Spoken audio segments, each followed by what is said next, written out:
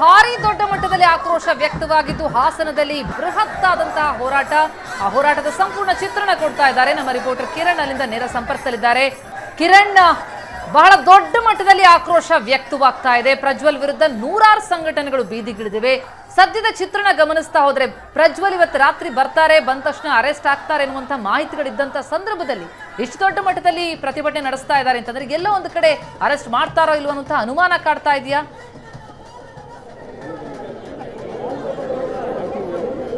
ಪ್ರತಿಮಾ, ಖಂಡಿತವಾಗ್ಲೂ ಕೂಡ ಈಗ ಪ್ರತಿಭಟನಾ ರ್ಯಾಲಿ ಉದ್ದಕ್ಕೂ ಕೂಡ ಪ್ರಜ್ವಲ್ ರೇವಣ್ಣ ಅವರ ವಿರುದ್ಧ ಒಂದು ಆಕ್ರೋಶದ ಒಂದು ಘೋಷಣೆಯನ್ನು ಕೂಗಿ ಮಹಿಳಾ ಸಂಘಟನೆಗಳು ಇದೀಗ ಡಿಸಿ ಕಚೇರಿ ಮುಂಭಾಗದಲ್ಲಿ ನಡೆಯುವಂತಹ ಪ್ರತಿಭಟನಾ ಬಹಿರಂಗ ಸಭೆಗೆ ಆಗಮಿಸಿದ್ದಾರೆ. ನನ್ನ ಜೊತೆಗೆ ವಿವಿಧ ಸಂಘಟನೆಯ ಮಹಿಳಾ ಮುಖಂಡರು ಕೂಡ ಇದ್ದಾರೆ. ಅವ್ರನ್ನ ನಾನೀಗ ಪ್ರಶ್ನೆ ಕೇಳ್ತಾ ಹೋಗ್ತೀನಿ. ಅಮ್ಮ, ಈಗ ಒಂದು HD ಕುಮಾರಸ್ವಾಮಿ ಅವರು ಒಂದು ಆರೋಪ ಮಾಡ್ತಾ ಇದೆ, ಪೆನ್ ಡ್ರೈವ್ ಪ್ರಕರಣದಲ್ಲಿ ಸರ್ಕಾರ ಗೌಡ್ರ ಕುಟುಂಬವನ್ನು ಟಾರ್ಗೆಟ್ ಮಾಡ್ತಾ ಇದೆ ಅಂತ. ನಿಮಗೇನು ಅನ್ಸುತ್ತೆ? ಗೌಡ್ರ ಕುಟುಂಬ ಟಾರ್ಗೆಟ್ ಮಾಡ್ತಾ ಇಲ್ಲ. ಅವರು ಎಸಗಿದಂತಹ ಮಹಾ ಅಪರಾಧ, ಮಹಿಳೆಗೆ ಘನತೆಗೆ ಕುಂದು ತರುವಂತಹ ಒಬ್ಬರು ಪ್ರಧಾನಮಂತ್ರಿ ಆಗಿರುವಂತಹ ಒಂದು ಕುಟುಂಬ, ಒಬ್ಬರು ಮುಖ್ಯಮಂತ್ರಿ ಆಗಿರುವಂಥ ಒಂದು ಕುಟುಂಬ, ಸಚಿವರಾಗಿರುವಂಥ ಒಂದು ಕುಟುಂಬ, ಸಂಸದರಾಗಿರುವಂಥ ಒಬ್ಬ ಮನೆಯ ಮಗ ಏನು ಬೇಕಾದರೂ ಮಾಡ್ಬೋದು ಅಂತ ಹೇಳಿ ಇವರು ಸುಮ್ಮನೆ ಇದ್ದರೆ ಇದು ಕುಟುಂಬ ರಾಜಕೀಯ ಅಲ್ಲ, ರಾಜಕಾರಣದಲ್ಲಿ ಅನೀತಿಯನ್ನು ಬೆಳೆಸುತ್ತಿರುವಂಥ ಒಂದು ಸಂಸ್ಥೆ. ಹಾಸನವನ್ನು ಸಂಸ್ಥಾನ ಮಾಡ್ಕೊಂಡು ಅವ್ರದೇ ರಾಜ್ಯ ಅನ್ನಂಗೆ ಮಾಡ್ಕೊಂಡಿರೋದು ಮಹಾ ಅಪರಾಧ. ಸಂವಿಧಾನಕ್ಕೆ ಧಕ್ಕೆ ತರುವಂತಹ ಕೆಲಸ. ಕೇಂದ್ರ ಮತ್ತು ರಾಜ್ಯ ಸರ್ಕಾರಗಳು ಅಪರಾಧಿಯನ್ನು ಕೂಡಲೇ ಬಂಧಿಸಬೇಕು, ನ್ಯಾಯಾಂಗ ತನಿಖೆಗೆ ಒಳಪಡಿಸಬೇಕು, ಜೈಲಿಗೆ ಶಿಕ್ಷೆ ನಡೆಸಬೇಕು. ಕಾನೂನು ಅಂಬೇಡ್ಕರ್ ಸಂವಿಧಾನದ ಮೂಲಕ ಇರುವಂತಹ ಕಾನೂನು ಇವತ್ತು ಜನರ ಮುಂದೆ ಇದೆ. ಹಾಗಾದ್ರೆ ಪ್ರಜ್ವಲ್ ರೇವಣ್ಣ ಅವರನ್ನ ಯಾರು ರಕ್ಷಣೆ ಮಾಡ್ತಾ ಇದ್ದಾರೆ ಅಂತ ನಿಮಗೆ ಅನ್ಸುತ್ತೆ?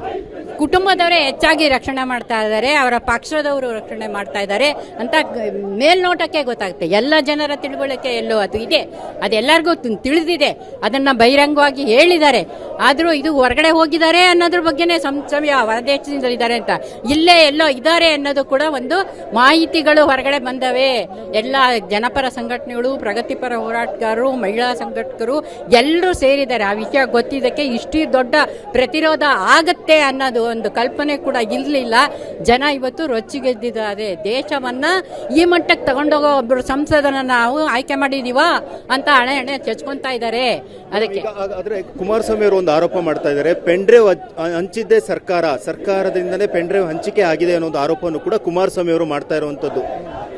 ಇಲ್ಲ ಸರ್, ಅದೆಲ್ಲ ಸುಳ್ಳು ಓದಂತೆ ಅದೆಲ್ಲ ಸರ್. ನಮ್ದು ಒಂದು ಮನವಿ ಏನಂದ್ರೆ, ಏನು ಕುಮಾರಸ್ವಾಮಿ ಅವರ ಸರ್ಕಾರ ಏನಿದೆ, ಕುಮಾರಸ್ವಾಮಿ ಅವರ ಕುಟುಂಬ ಏನಿದೆ, ಅವ್ರ ಕುಟುಂಬಕ್ಕೆ ಯಾವುದೇ ರೀತಿಯಾಗಿ ಎಲೆಕ್ಷನ್ಗೆ ಅವ್ರಿಗೆ ಟಿಕೆಟ್ ಹಂಚಬಾರ್ದು, ಮತ್ತೆ ಅವರ ಕುಟುಂಬನ ಗಡೀಪಾರ್ ಮಾಡಬೇಕು ಅಂತ ನಾವೆಲ್ಲರೂ ಕೇಳ್ಕೊಂತೀವಿ ಸರ್. ಹಾಗಾದ್ರೆ SIT ಅವರ ಮುಂದೆ ಸಂತ್ರಸ್ತೆಯರು ಯಾಕೆ ಧೈರ್ಯವಾಗಿ ಬಂದು ಮಾತಾಡ್ತಾ ಇಲ್ಲ? ಏನಕ್ಕಾಗಿ ಅವ್ರ ಸಂತ್ರಸ್ತೆಯರು ಬಂದು ಧೈರ್ಯವಾಗಿ ಮಾತಾಡ್ತಾ ಇಲ್ಲ? ಯಾಕೆ ಬರ್ತಾ ಇಲ್ಲ ಅಂದ್ರೆ, ಅವರು ಏನು ಎದುರಿಸಿರ್ತಾರ ಅದಕ್ಕೆ ಅವ್ರು ಬರ್ತಾ ಇಲ್ಲ. ಈಗ ಒಂದು ರೇಪ್ ಆಗಿತ್ತು, ಒಂದು ಲೇಡೀಸ್ ಕಂಪ್ಲೇಂಟ್ ಕೊಟ್ಟಿದ್ಲು ಬಿಜೆಪಿ ಸರ್ಕಾರ ಬಗ್ಗೆ. ಆ ಲೇಡೀಸ್ ಸೂಸೈಡ್ ಮಾಡ್ಕೊಂಡು ಸತ್ತೋಗಿದ್ದಾಳಂತ ಪ್ರಸ್ತಾವನೆ ಮಾಡ್ತಾ ಇದ್ದಾರೆ. ಯಡಿಯೂರಪ್ಪನ ಬಗ್ಗೆ ಕಂಪ್ಲೇಂಟ್ ಮಾಡಿದ ಹುಡುಗಿ ಸತ್ತೋಗಿದ್ದಾಳೆ. ಆ ತರ ಭಯ ಬಿದ್ದು ಅವರು ಮನೆಯಲ್ಲಿ ಸೇರ್ಕೊಂಡಿರ್ತಾರೆ ಅಷ್ಟೇ. ಇನ್ನೊತ್ತವಾಗಿ ಅವರೇನು ಅದಕ್ಕೋಸ್ಕರ ಇದಕ್ಕಂತೂ ಬಂದೇ ಬರ್ತಾರೆ. ಇವಾಗ ನಾವು ಲೇಡೀಸ್ ಇಷ್ಟು ಜನ ಬಂದಿದ್ದೀರಂದ್ರೆ ಟೀಮು, ಅವರು ಬಂದೇ ಬರ್ತಾರೆ ಹೊರಗಡೆ. ಹಾಗಾದ್ರೆ ಅಂದ್ರೆ ಕುಮಾರಸ್ವಾಮಿ ಮತ್ತೆ ರೇವಣ್ಣ ಹೇಳ್ತಾ ಇರೋದು, ಪ್ರಜ್ವಲ್ ರೇವಣ್ಣ ಎಲ್ಲಿದ್ದಾನೆ ಅಂತ ಅವ್ರಿಗೆ ಗೊತ್ತೇ ಇಲ್ಲ ಅಂತ ಅವ್ರು ಹೇಳ್ತಾ ಇದ್ದಾರೆ. ನಿಮಗೆ ಏನನ್ಸುತ್ತೆ ಸರ್? ಮನೆ ಮಗ ಎಲ್ಲಗಂತ ಗೊತ್ತಾಗಲ್ಲ ಸರ್. ಇದೆಲ್ಲ ಸುಳ್ಳು. ಒಂದು ಹೆಣ್ಮಗುಗೋಸ್ಕರ ಅನ್ಯಾಯ ಆಗಿದೆ ಅಂದ್ರೆ ಅವರೆಲ್ಲ ನಿಂತ್ಕೋಬೇಕು ಹೊತ್ತು. ಅವ್ರು ಸುಳ್ಳುಗಳು ಹೇಳ್ಕೊಂತಿರ್ತಾರಲ್ಲ, ಅವ್ರ ಮನೆಗೆ ಹೆಣ್ಮಕ್ಳಿಲ್ಲ ಸರ್. ಡಾಕ್ಟರ್ ಸೋಮಯ್ಯ ರೆಡ್ಡಿನ ಅವರು ಎನ್ಕ್ವೈರಿ ಮಾಡಿದ್ರಲ್ಲ, ಅವಾಗ ಇವ್ರು ಮಾಡ್ಬೇಕಲ್ಲ, ಇವ್ರು ಯಾಕೆ ಮಾಡ್ತಾ ಇಲ್ಲ? ಈ ಬಿಜೆಪಿ ಸರ್ಕಾರ ಏನ್ ಮಾಡ್ತಾರೆ ಅಂತ ಎಲ್ಲರ ಅವ್ರ ಸರ್ಕಾರ ಇರುತ್ತೆ, ಅವ್ರಿಗೆ ಆಶ್ರಯ ಕೊಟ್ಟು ಇಟ್ಕೊಂಡ್ತಾರೆ ಆರಾಮಾಗ ಅಷ್ಟೇ ಸರ್. ಕೇಂದ್ರ ಸರ್ಕಾರ ಇದೇ ಮಾಡ್ತಾ ಇರೋದು. ಎಲ್ಲ ಎಷ್ಟು ಹೆಣ್ಮಕ್ಳನ್ನ ಬಿಜೆಪಿ ಅವರು ರೇಪ್ ಮಾಡೋರು, ದೇವಸ್ಥಾನ ರೇಪ್ಗಳಾಗೈತೆ, ಎಲ್ಲಾ ಕಡೆ ಅವರೇ ರಕ್ಷಣೆ ಮಾಡ್ತಾ ಇರೋದು ಹೆಣ್ಮಕ್ಳನ್ನ.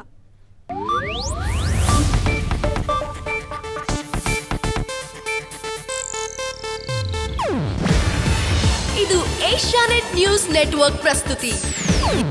ನೀವು ನೋಡ್ತಿದ್ದೀರಾ ಏಷ್ಯಾನೆಟ್ ಸುವರ್ಣ ನ್ಯೂಸ್.